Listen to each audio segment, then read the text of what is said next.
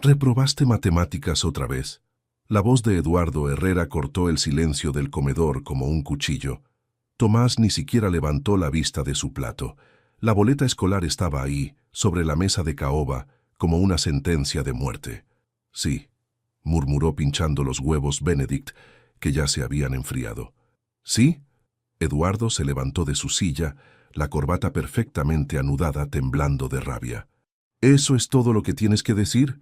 Pagamos 50,000 pesos al mes para que vayas al mejor colegio privado de México y tú me sales con un sí.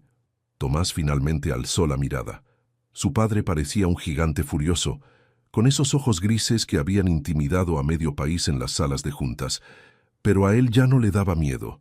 Ya nada le daba miedo porque ya nada le importaba. ¿Qué quieres que diga? Tomás se encogió de hombros. Que lo siento, que voy a estudiar más, que esta vez será diferente. ¿Eso es lo que quieres escuchar? Eduardo dio un puñetazo en la mesa. Los cubiertos de plata saltaron. Lo que quiero es un hijo que valga la pena, no este fracaso que tengo enfrente. Las palabras se quedaron flotando en el aire. La empleada que servía el café se detuvo, incómoda. Tomás masticó lentamente, como si las palabras de su padre fueran solo ruido de fondo. Tu hermano menor ya está en preparatoria y saca puros dieces, continuó Eduardo. Tiene 15 años, Tomás. 15. Y tú tienes 17, y sigues reprobando materias básicas. Mi hermano también es un robot sin personalidad, dijo Tomás sin alterarse, pero supongo que eso te gusta más. Eduardo se quedó callado por un momento. Luego habló en voz baja, lo que era peor que cuando gritaba. Se acabaron los privilegios. Nada de coche, nada de dinero, nada de celular. Te vas a la escuela en camión como cualquier plebeyo hasta que demuestres que mereces ser mi hijo. Tomás se limpió la boca con la servilleta y se levantó. Perfecto. ¿Algo más? Eduardo lo miró como si fuera un extraño. ¿Sabes qué es lo peor de todo esto? Que ni siquiera te importa. Al menos si te enojaras, si lucharas, sabría que hay algo humano ahí adentro. Tomás se dirigió hacia la puerta. Antes de salir, se volteó. El problema no es que no me importe, papá. El problema es que ya no me importas tú. Eduardo se quedó solo en el comedor, con la boleta escolar en las manos temblorosas. Tomás subió las escaleras de mármol hacia su habitación. La mansión estaba silenciosa, como siempre. 40 habitaciones, y él se sentía como si estuviera viviendo en una tumba. Se dejó caer en su cama king size y miró el techo. 17 años de vida y no tenía ni una sola cosa de la que estuviera orgulloso. Ni un solo amigo real. Ni un solo logro que valiera la pena. Era el heredero de un imperio empresarial y no sabía ni para qué servía. Su estómago gruñó. No había terminado de desayunar, pero la idea de regresar al comedor lo enfermaba. Decidió bajar a la cocina por la escalera de servicio. Tal vez Carmen, la cocinera, le daría algo sin hacer preguntas. Pasó por la biblioteca. Era su lugar favorito de la casa, aunque nunca leía nada. Le gustaba el silencio de los miles de libros que su padre compraba, pero nunca abría. Se detuvo en la puerta. Alguien estaba ahí. Una chica estaba sentada en el suelo, recargada contra una estantería, leyendo un libro viejo. Tenía el pelo negro recogido en una cola de caballo sencilla y vestía el uniforme azul de las empleadas domésticas. Debía tener su edad, tal vez un poco menor. ¿Qué haces aquí?, preguntó Tomás. La chica levantó la vista. Tenía ojos cafés muy tranquilos. Leer, respondió como si fuera lo más obvio del mundo. Esta biblioteca es privada. Lo sé. Entonces, ella cerró el libro y se puso de pie. Era más baja que él, pero había algo en su postura que lo hizo sentir pequeño. ¿Tú eres Tomás? Sí. ¿Y tú quién eres? Lucía, la hija de Carmen. Tomás la miró con más atención. Nunca había reparado en que Carmen tuviera una hija. ¿Qué libro estás leyendo? Lucía le mostró la portada. Meditaciones, de Marco Aurelio. Tomás se rió. ¿En serio? ¿Filosofía romana? ¿No estás como muy joven para esas cosas? Lucía lo miró fijamente. ¿Tú no estás como muy grande para reprobar matemáticas? El comentario le pegó como una bofetada. Tomás sintió que la cara se le calentaba. Eso no es asunto tuyo. Tienes razón, dijo Lucía guardando el libro en una mochila gastada. Perdón por la molestia. Se dirigió hacia la puerta, pero antes de salir se detuvo. Para que sepas, Marco Aurelio escribió este libro cuando era emperador de Roma.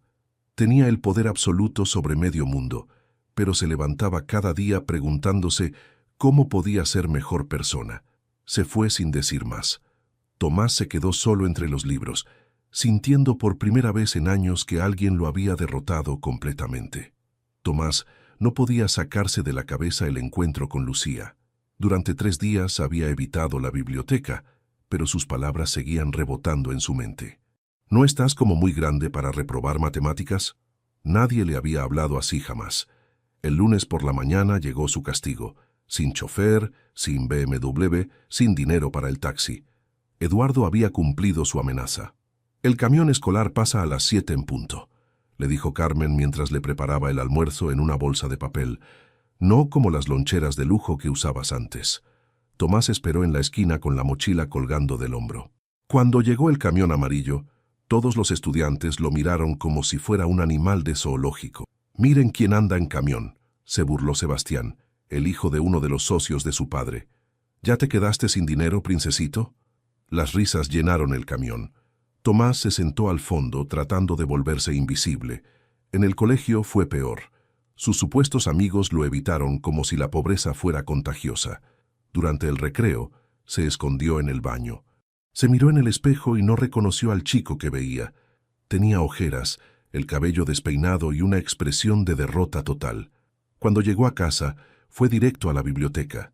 Lucía estaba ahí otra vez, leyendo el mismo libro. «Hola», dijo Tomás en voz baja. Ella levantó la vista pero no respondió. «Perdón por lo del otro día. Fui un idiota». Lucía cerró el libro y lo miró. «¿Qué quieres?» Tomás se sentó en el suelo frente a ella. Las palabras le costaron trabajo. Creo que soy ciego». «¿Ciego?» «Sí. No veo nada. No entiendo nada. Todos me odian. Mi papá piensa que soy basura, repruebo todo y no sé por qué estoy vivo». Lucía se quedó callada por un largo rato. «¿Quieres que te ayude?» «¿Puedes?»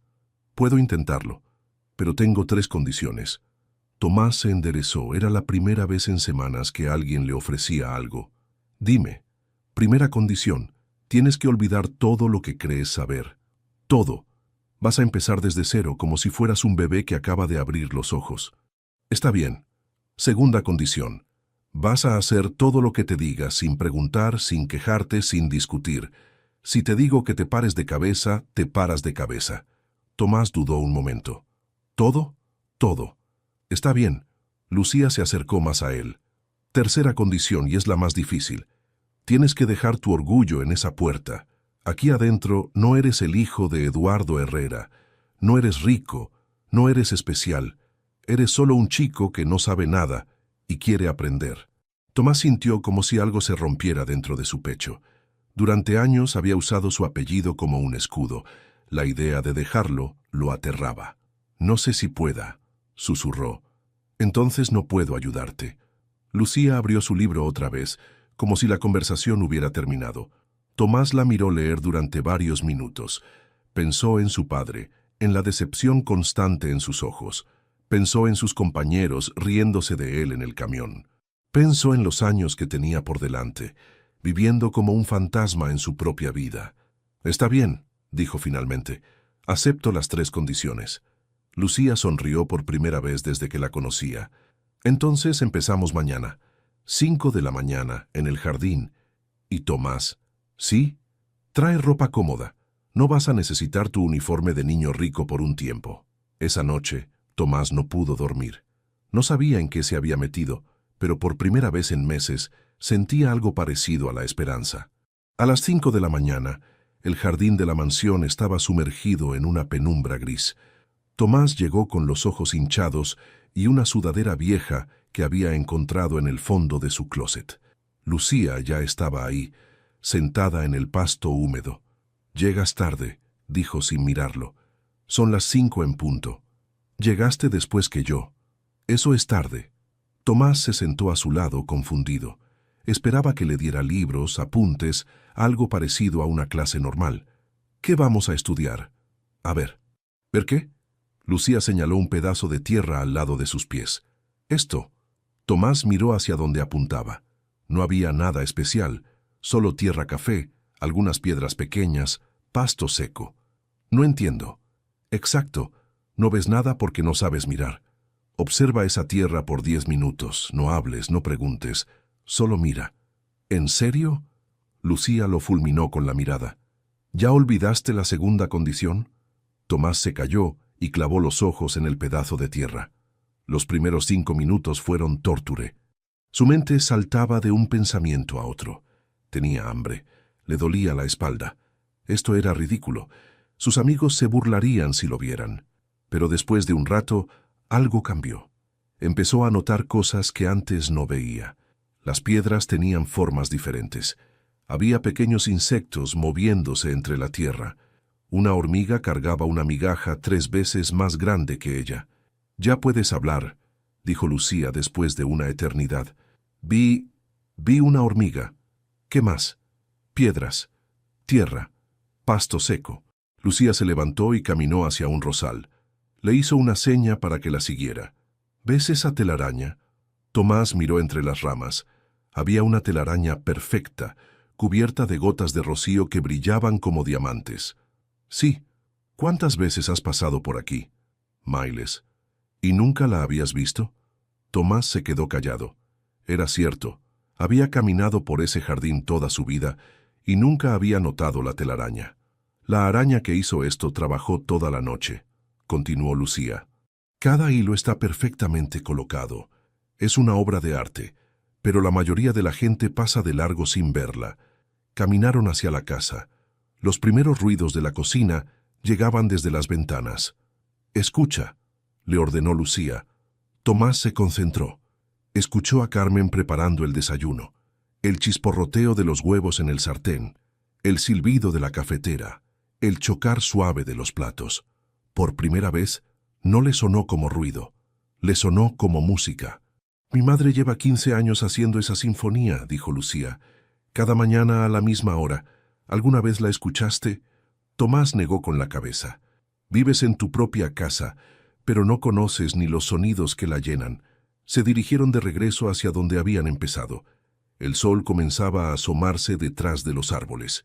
«¿Eso es todo?», preguntó Tomás. «¿No vamos a estudiar matemáticas o historia? Esto es más importante que las matemáticas». «¿Ver hormigas y escuchar cocinas?» Lucía se detuvo y lo miró fijamente. «Si no puedes ver una hormiga que está frente a ti, ¿cómo vas a resolver una ecuación? Si no puedes escuchar los sonidos de tu propia casa, ¿cómo vas a entender lo que dice un maestro?».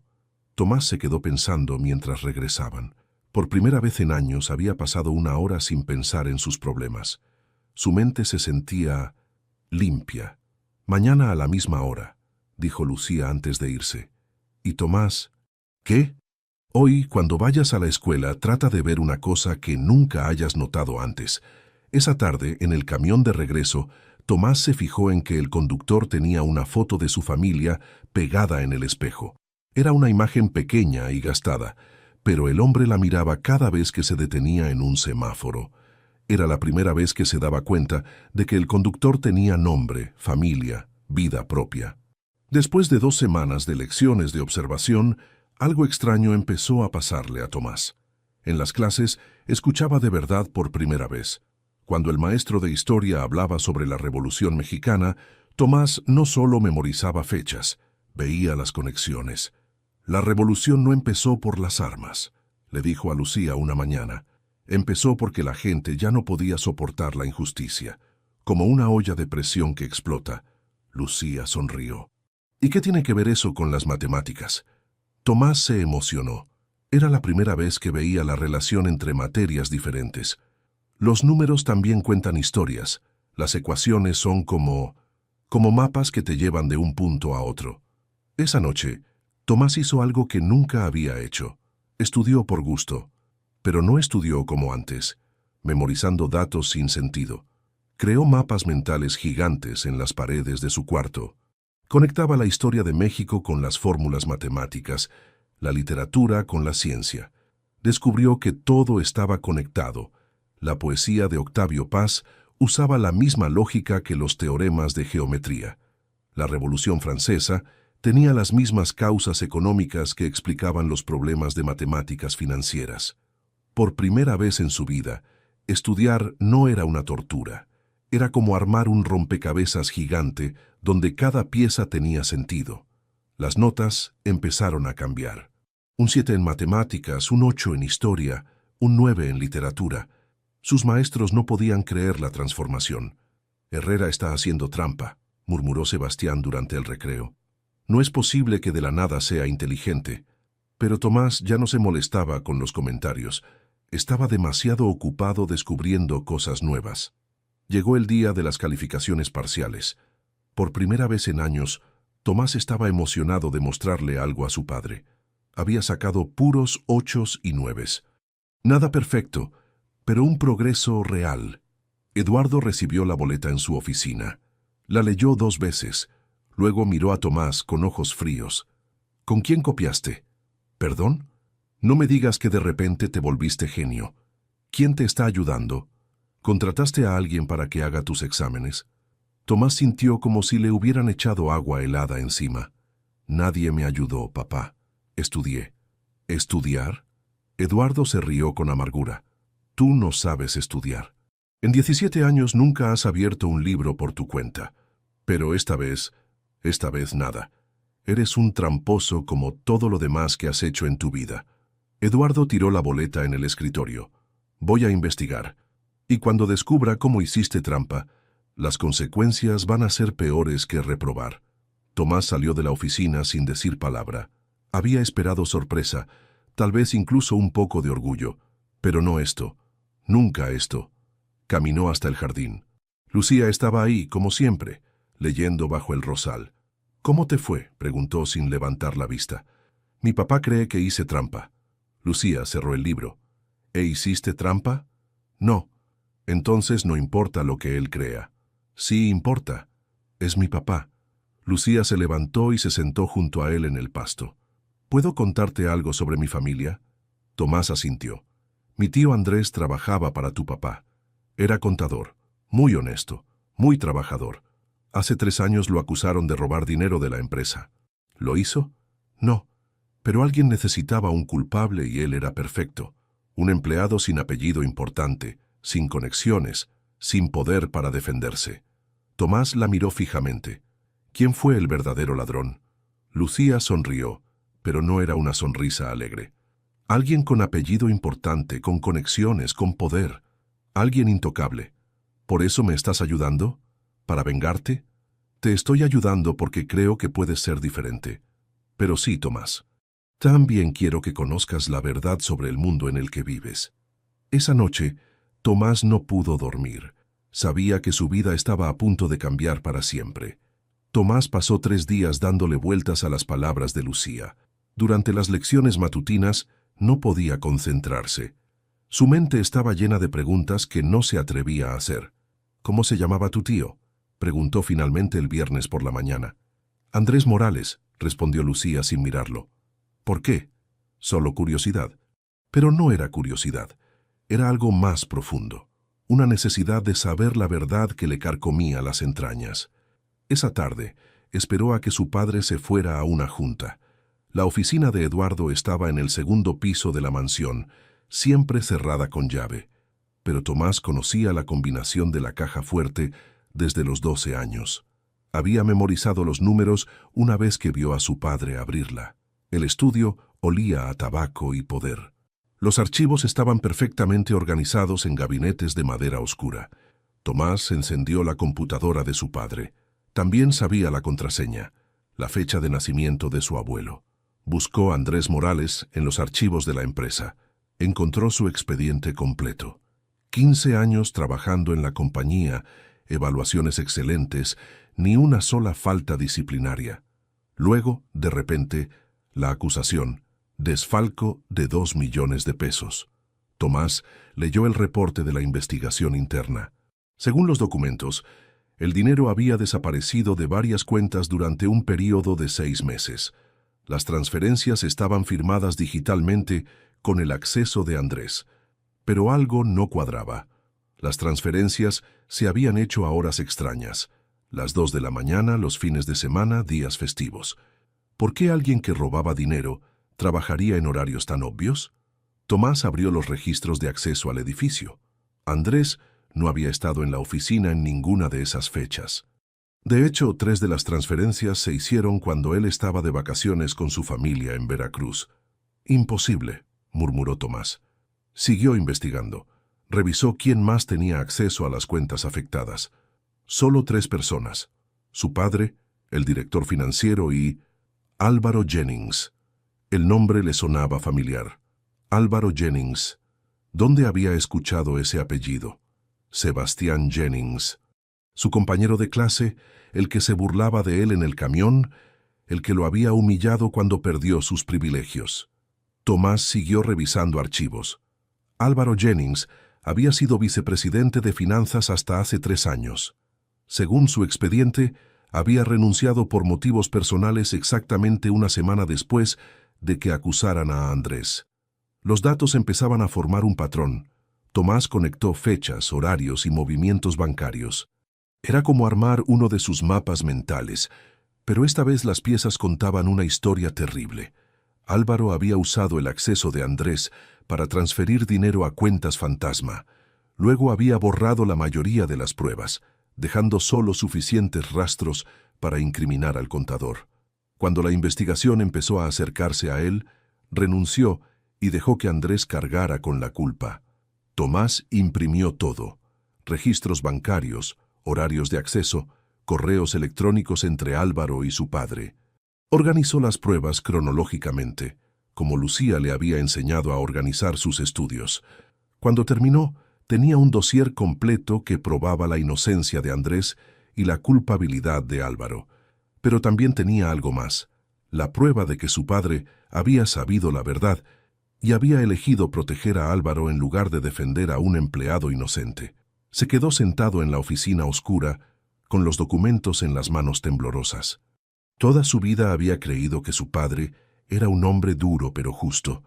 Ahora descubría que Eduardo Herrera era capaz de destruir la vida de un hombre inocente para proteger sus intereses. Al día siguiente, durante su lección matutina, le mostró todo a Lucía.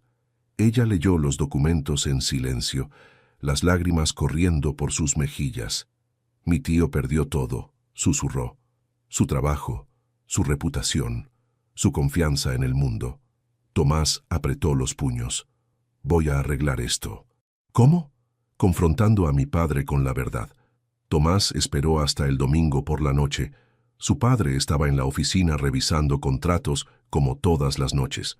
La rutina perfecta del imperio Herrera: trabajo, dinero, poder, nada más. Tocó la puerta con los nudillos. Su corazón latía como un tambor de guerra. «Adelante». Eduardo no levantó la vista de sus documentos cuando Tomás entró. Tenía lentes de lectura y una copa de whisky a un lado, la imagen del ejecutivo implacable. «¿Qué quieres?», me preguntó sin mirarlo. «Si vienes a llorarme sobre tus calificaciones otra vez...». «No vengo por eso». Tomás puso el folder manila sobre el escritorio. Los papeles se esparcieron como cartas de póker: estados de cuenta, registros de acceso, correos electrónicos, fechas y horarios. Eduardo miró los documentos y su cara se puso pálida. «¿De dónde sacaste esto?».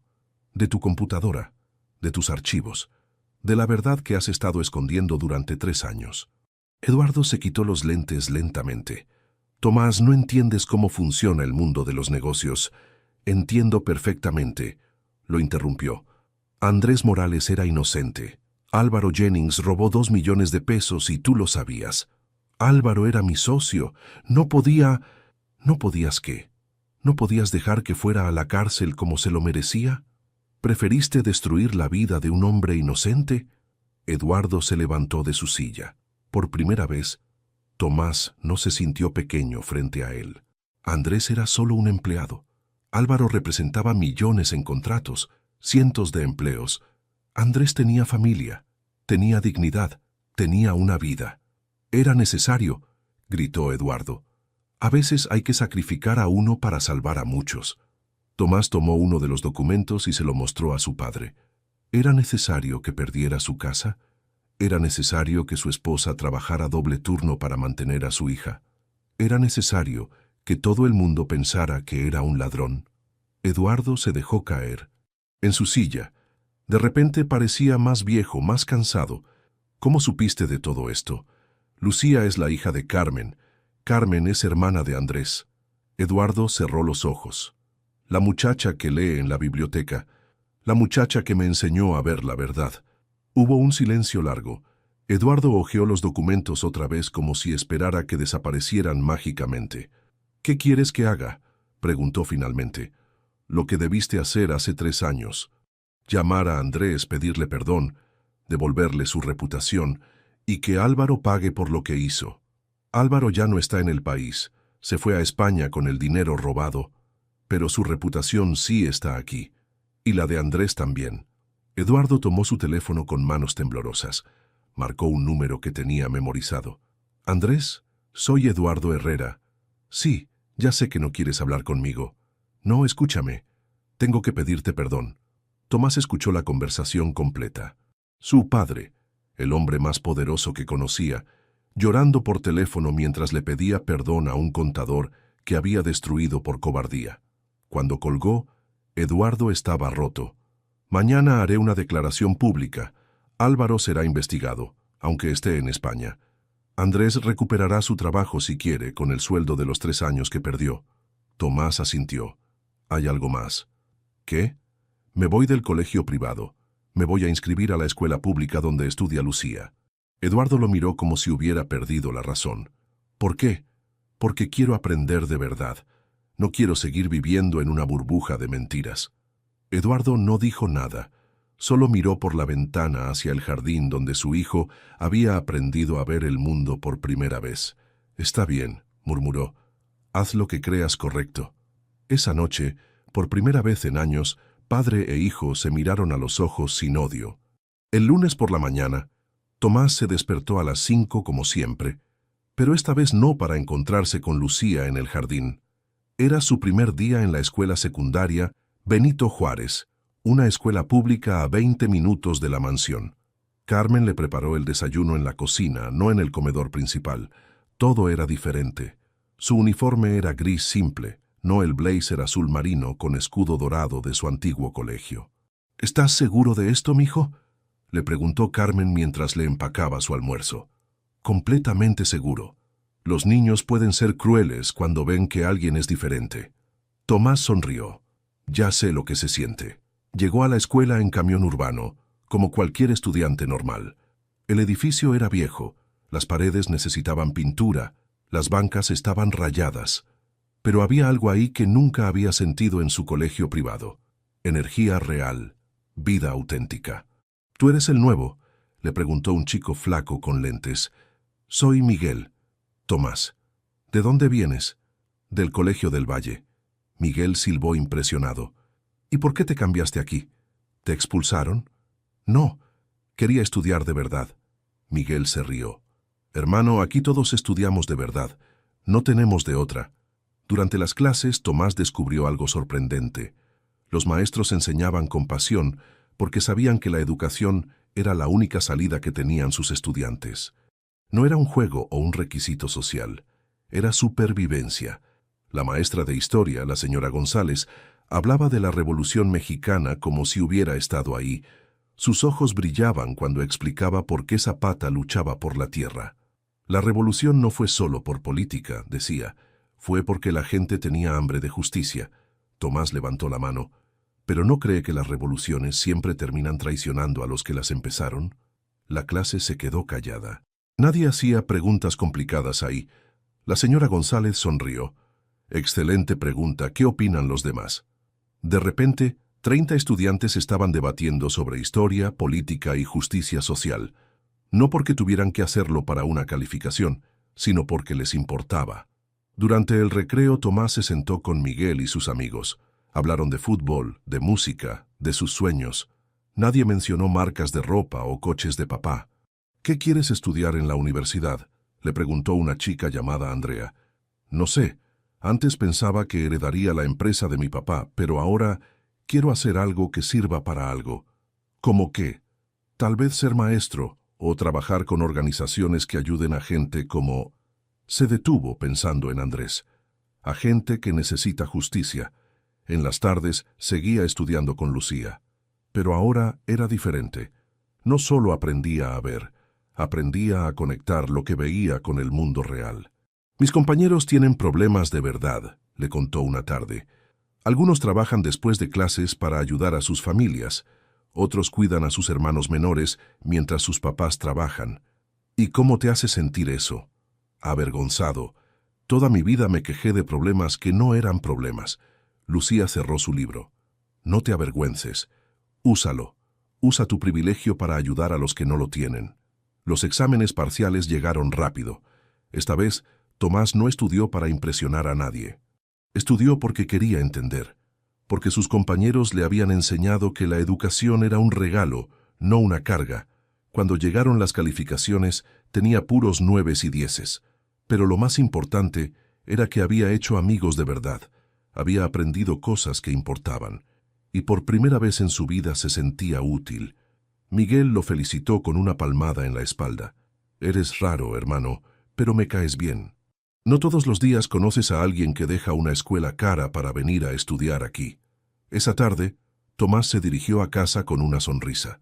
No sabía si su padre estaría orgulloso de sus calificaciones, pero ya no le importaba. Él estaba orgulloso de sí mismo por primera vez en 17 años. Tomás llegó a casa con la boleta de calificaciones en la mochila.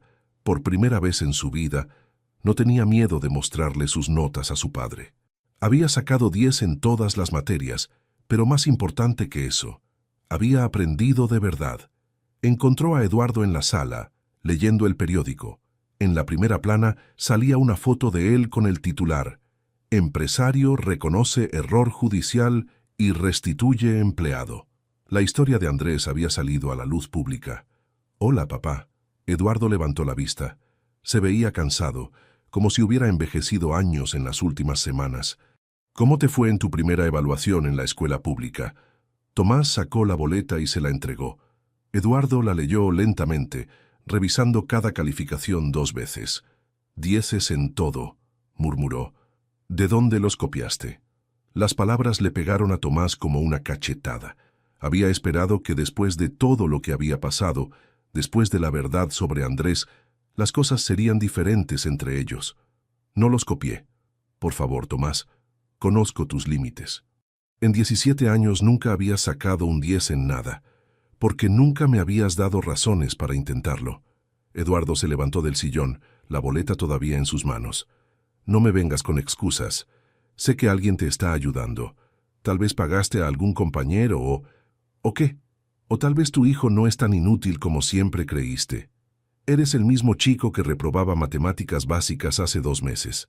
Tomás se quedó callado por un momento. Sintió la rabia subiéndole por la garganta, pero recordó las lecciones de Lucía. Respiró profundo y miró a su padre directamente a los ojos. Tienes razón, dijo con una calma que sorprendió hasta a él mismo. Soy el mismo chico, pero ahora sé algo que antes no sabía. ¿Qué? Sé que no necesito tu aprobación para ser alguien. Eduardo parpadeó, confundido. Durante 17 años, continuó Tomás, he vivido esperando que me vieras. Que me dijeras que estaba bien, que me dijeras que era suficiente. Pero tú solo me ves como un número en tu planilla de vida. Eso no es. Cuando saco malas notas, soy un fracaso. Cuando saco buenas notas, soy un tramposo. Nunca soy solo tu hijo que está tratando de encontrar su camino. Eduardo se sentó pesadamente en el sillón. Tomás, yo solo quiero que seas exitoso. ¿Exitoso como tú? ¿Destruyendo vidas inocentes para proteger tus negocios? ¿Eligiendo el dinero sobre la justicia?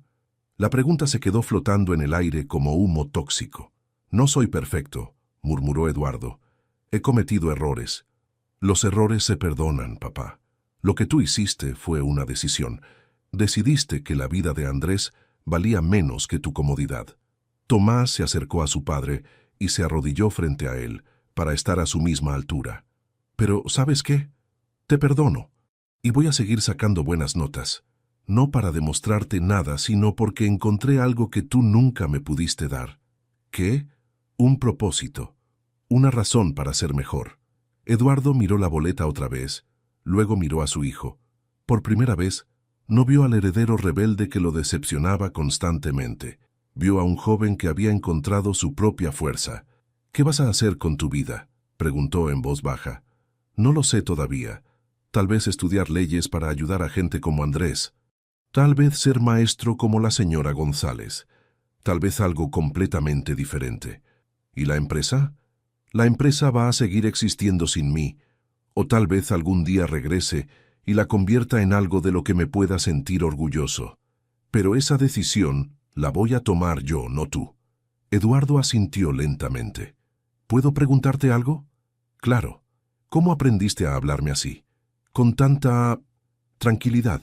Tomás sonrió por primera vez en la conversación. «Me enseñó una chica que limpia pisos pero lee filosofía. Me enseñó que la verdadera fortaleza no viene del poder, sino de saber quién eres». 6 meses después, Tomás se sentó en el mismo lugar del jardín donde había comenzado su transformación. El sol se ocultaba detrás de los árboles, pintando el cielo de naranja y rosa. Lucía estaba a su lado, leyendo un libro nuevo, El arte de la guerra, de Sun Tzu.